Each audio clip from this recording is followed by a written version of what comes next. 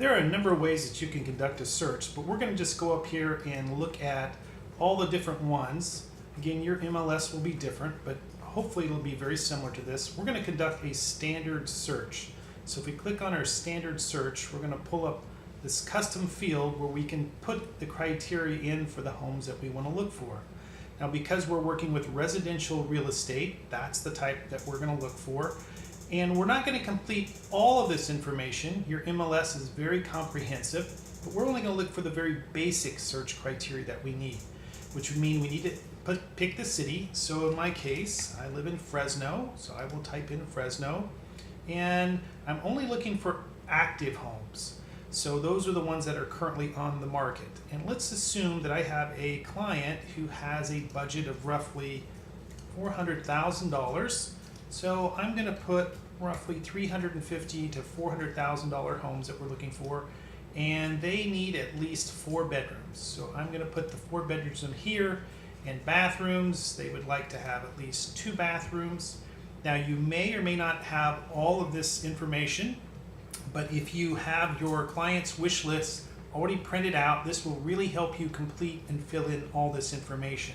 So that's why it's very important to get that to your clients early, so you can go ahead and populate your searches and come up with our list of homes.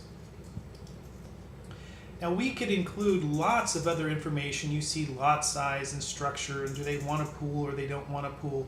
But for our purposes here today, I want to keep it really simple just so you can see how this actually works.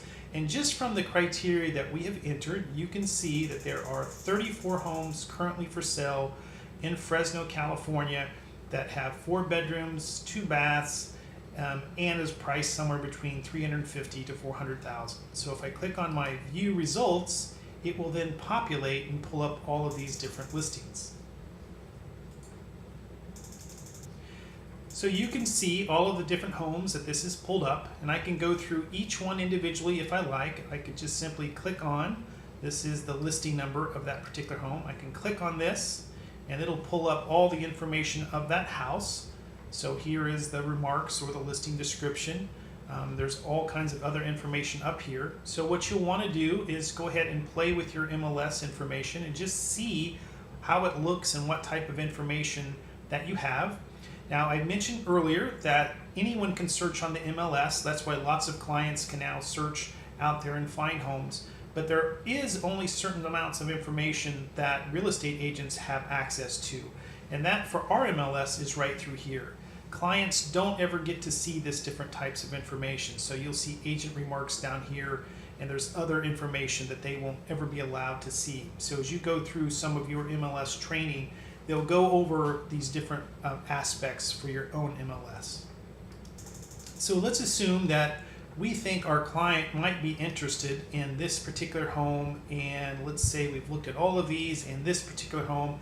It's pretty simple then. We can go ahead and email this out up here for our MLS. We would just simply click on the email button, and then it would give us some options of the different types of ways we want to send this report. So you can play around with that and see how that would look. We're going to practice doing all kinds of these types of things.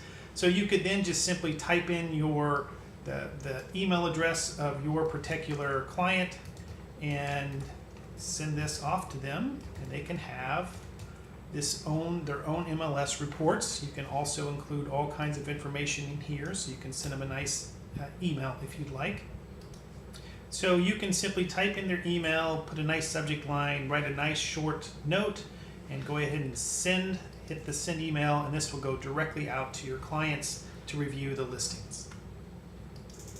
That's all we're going to cover in this short video. Again, go to your MLS tutorials, take a look at the different training options they have in the videos, and just learn how to do a basic search. If you want to play around with some of these other features, that's fine, but just don't overwhelm yourself. Keep it really short, really simple. We're going to practice doing more of this till you get comfortable and confident in your own home searches.